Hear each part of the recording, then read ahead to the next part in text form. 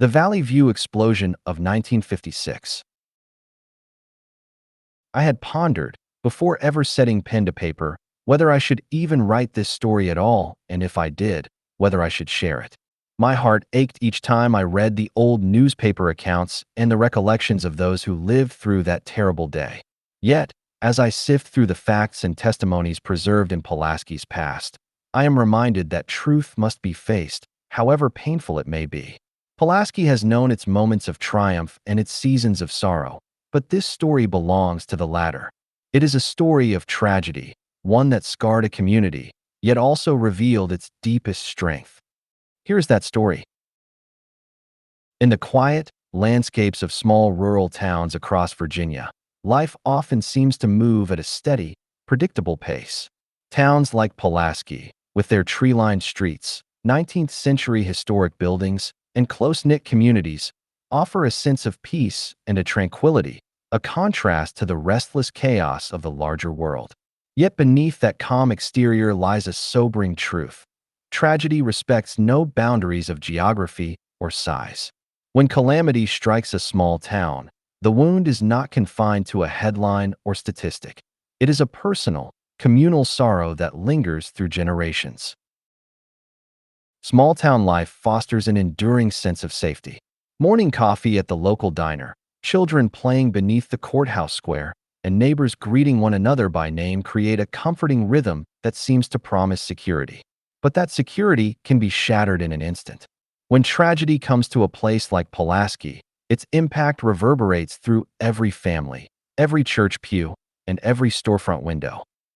One of the darkest days in Pulaski's history occurred around 5:50 a.m. on April 27, 1956, when a devastating explosion destroyed the Valley View Apartments, once known proudly as the Pulaski Bank and Trust Building, or as locals called it, Pulaski Skyscraper. This building was located Valley Road, as many of Pulaski's original town buildings were. The structure had stood for decades as a symbol of enterprise and ambition. Built around 1890 by L.S. Calfee, it had been home to some of the town's earliest and most important establishments. Over the years, it housed the Pulaski Bank and Trust Company, the Pulaski Post Office, the Five and Dime Store, the law offices of E.S. Calfee and O.C. Brewer, and even an opera house on its top floor. I have shared pictures of old postcards in the past of this building, so majestic, so serene.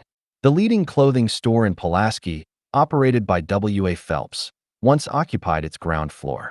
By the 1950s, the building had been converted into apartments known as Valley View, and it was still serving as a central landmark in the town's daily life. It was a Friday morning. The ordinary hum of small-town life was interrupted by unimaginable violence. W.J. Mahaffey, who operated the modern lunch restaurant on the first floor, attempted to light the gas water heater in his establishment. Within moments, an explosion of tremendous force tore through the building. The blast was so powerful it lifted the roof and sent it crashing back down, reducing the three-story structure to rubble. Windows shattered throughout the town, and residents blocks away felt the ground tremble beneath them.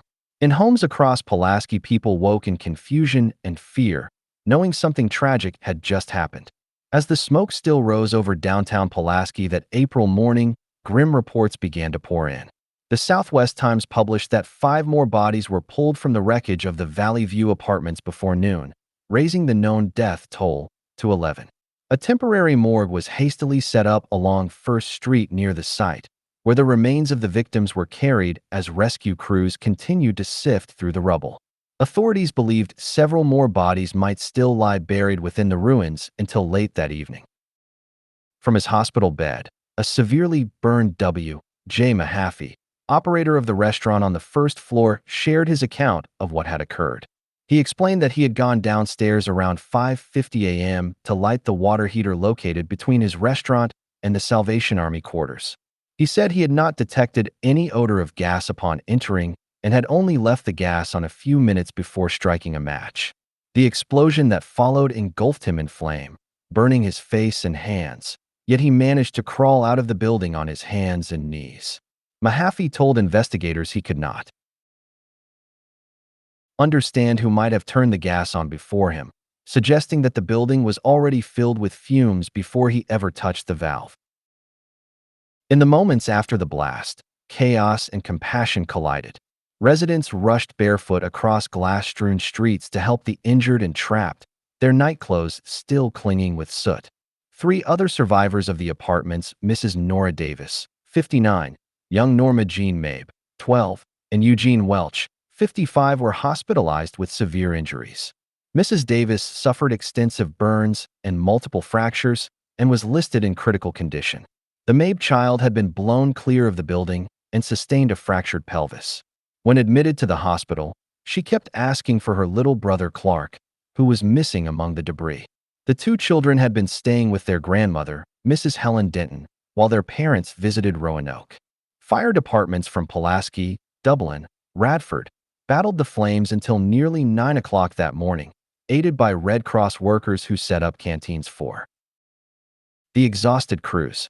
The blast was so powerful it was heard as far away as Allisonia, and within hours, police, National Guard, and reporters from across the state descended on the scene. National news outlets carried the story before nightfall, calling it the worst disaster ever to strike the town of Pulaski. 11 precious lives were lost that day, men, women, and children ranging in age from 9 to 79. Many of them were longtime residents whose names were known and faces recognized throughout town. Families were shattered in a moment's time. Pulaski's first responders faced overwhelming odds. The town, like most rural communities in the 1950s, lacked modern equipment and coordinated emergency systems. The volunteer fire department, assisted by townsfolk and members of the National Guard, worked through thick smoke and debris, often at great personal risk. Their bravery prevented further loss of life, but the devastation was total. Had the explosion occurred just 30 minutes later, when the workers of Jefferson Mills were due to arrive, the death toll might have multiplied many times over. In the days that followed, the people of Pulaski did what small-town communities do best. They came together. Churches opened their doors to the displaced. Neighbors offered meals, shelter, and comfort. The tragedy forged bonds of compassion stronger than any disaster could break. Every funeral was attended by friends and strangers alike. Businesses closed in mourning. The echoes of grief were everywhere, yet so too was an unspoken resolve. Pulaski would endure. Time may have softened the physical scars left by that explosion, but the memory remains vivid in Pulaski's collective beating heart of history. The site where the building once stood, now occupied by the old Jefferson Mills Hill plant, serves as silent ground, a place where memory lingers in the whispers of history. In the years that followed, the story of April 27, 1956, became more than a local tragedy. It became a symbol of the resilience that defines small-town Virginia. These are communities bound not just by geography, but by shared heritage and heart. Tragedy, though universal, feels different in such places. When a town like Pulaski suffers, the loss is intimate. Every name lost was a neighbor. Every tear shed was shared. Yet from that pain rose a steadfast spirit, the same spirit that built the town, rebuilt it, and keeps its story alive for generations to come. Pulaski's tragedy reminds us that life, however fragile, must be cherished. Its story endures not merely as an account of death, but as a testament to human courage, faith, and the enduring strength of community. After the aftermath, and when the official report was completed, the tragedy's full human toll came into heartbreaking focus. The victims ranged in age from young Clark Mabe, only 9 years old, to George Henry Goad, age 79. 11 souls in all were lost that day. Bertie Mae Morris, 51. Minnie Maud Akers, 74. George Henry Goad, 79. Mrs. Ross Matherly, 73. Mrs. Eugene Welch, 54. Lily Mae Welch, 22. Garland Welch, 16. Victor Welch, 12. Clark Mabe, 9. Helen Denton, 51. And Nora Stutes Davis, 58, who was injured in the explosion and passed away the following day. Several others were wounded, among them Eugene Welch, W.J. Mahaffey, 75, and his wife of the same age, young Norma Jean Mabe, 12, who had been visiting her grandmother, Mrs. Denton, and Joseph Marshall Litton, who had been waiting outside for a ride when the blast occurred. Leon Cruff and Doug Linkus, both Jefferson Mills employees, were injured as they rushed toward the burning wreckage. Linkus, suffering wounds while attempting to rescue Eugene Welch. Jordan Oliver, a passerby on the street, was also hurt when the explosion tore through the air.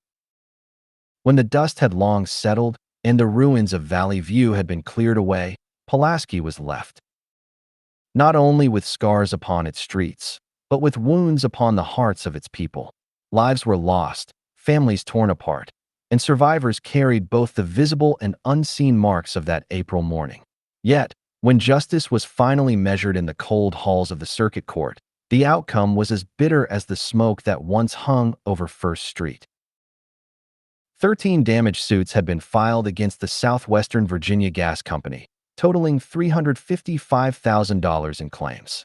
The estates of those who perished asked for $25,000 each for their loved ones who died in the explosion or shortly after.